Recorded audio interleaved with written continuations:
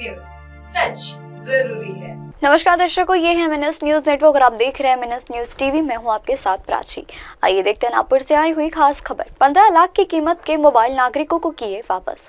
Maharashtra police स्थापक दिवस के मौके पर नागपुर साइबर क्राइम ने बड़ी कार्रवाई का खुलासा किया। साइबर क्राइम पुलिस ने पिछले महीने चोरी हुए 51 मोबाइल फोन बरामद कर उन्हें नागरिकों को लौटा दिया गया। इन मोबाइल फोन की कुल कीमत करीब 15 लाख के आसपास बताई गई। पुलिस ने नागरिकों को साइबर सुरक्षा के प्रति जागरूक रहने की भी अपील की। महाराष्ट्र पुलिस स्थापना दिवस पर नागपुर साइबर क्राइम पुलिस ने नागरिकों को बड़ी राहत दी। पिछले महीने चोरी हुए 51 मोबाइल फोन जिसकी कुल कीमत लगभग 15 लाख रुपए बताई गई, उन्होंने पुलिस ने ट्रैक कर बरामद किए। साइबर क्राइम पुलिस ने एक समारोह में इस बात की जानकारी भी दी कि मोबाइल फोन को उनके असली मालिकों को भी सौंपा गया। इसी के साथ साइबर क्राइम ने यह भी अपील की कि किस तरीके से सतर्क रहा जाए। इसी मौके पर पुलिस ने नागरिकों को सुरक्षा के चलते प्रति सतर्कता रहने की भी अपील की। मोबाइल चोरी की घटनाओं से बचने के लिए सावधानी बरतने की सलाह दी। पुलिस अधिकारियों ने कहा कि डिजिटल उपकरणों की सुरक्षा आज के समय में बेहद जरूरी है और नागरिकों को किसी भी संदिग्ध गतिविधियों की तुरंत सूचना देनी चाहिए। नागरिकांचे चोरी गेलेले मोबाईल जे मूळ मालकांना आज वापस केले जात आहे, काय यामागचा उद्देश आहे आणि किती मोबाईल वापस केले जातात? नागरिकांचे जे मोबाईल मिसिंग झालेले होते आणि जे मागचे 1 महिन्यामध्ये जे मिळालेले आहे ते आज पोलीस रेजिंग बीचच्या अंतर्गत आम्ही वापस परत करत आहे। याचा मूळ उद्देश असा आहे की ज्यांच्या प्रॉपर्टी मिसिंग होत आहे ते प्रॉपर्टी त्यांना परत मिळाली पाहिजे आणि आमचा जे पोलीस रेजिंग सप्ताह पण चालू आहे तर त्या अनुषंगाने आज 81 मोबाईल आम्ही परत केलेले आहे आणि त्याचे जे टोटल जे व्हॅल्यू आहे ते 15,68,000ची आहे।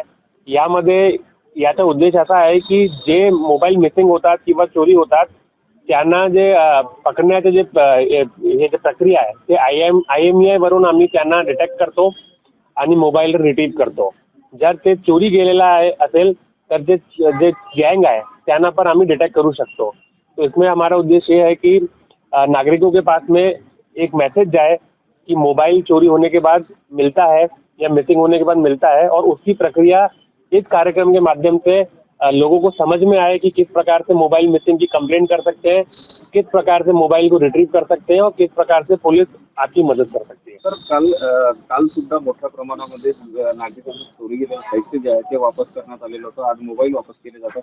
एकंदर म्हणजे या माध्यमातून पोलीस आणि नागरिक यांच्यामध्ये एक समन्वय होताना दिसते किंवा पोलिसांवरचा विश्वास लोकांचा वाढेल। काल पण CP ऑफिस मध्ये मुद्देमाल परत केलेला होता। आज पण सायबर पोलीस स्टेशन आणि जे वेगवेगळे झोनल ऑफिसेस आहे तिथे पण मुद्देमाल परत करण्याची प्रक्रिया चालू आहे आणि यामध्ये काल पण तुम्ही बघितलं असेल की जे मोठा जे रक्कम होता ते सायबर पोलीस स्टेशनचा होता, कारण जे सायबर फ्रॉड मध्ये जे मोठी रक्कम लोकांची गेलेली होती नंतर आम्ही त्यांना फ्रीज केलेला होता आणि फ्रीज केल्यानंतर त्यांना काल मोठा जे 80% जे रक्कम होता ते सायबर पोलीस स्टेशनचा होता।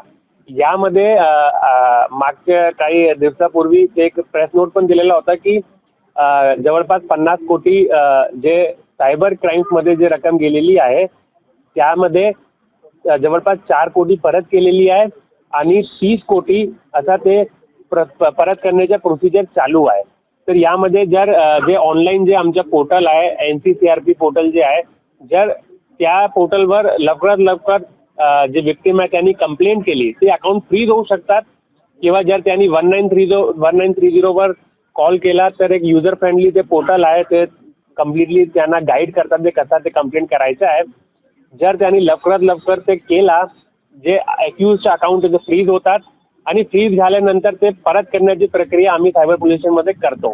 तर या कार्यक्रम घेण्याचा असा उद्देश आहे की अशी जे जानकारी आहे ते या कार्यक्रमाच्या माध्यमातून नागरिकांना पोहोचली पाहिजे आणि कसा त्यांच्या अमाउंट परत येऊ शकतात, कसा त्यांचे जे व्हॅल्युएबल मुद्देमाल आहे ते परत येऊ शकतात त्याची माहिती त्यांना मिळाली पाहिजे। कैमरामैन उदय जी के साथ प्राची की न्यूज MNS न्यूज टीवी के लिए।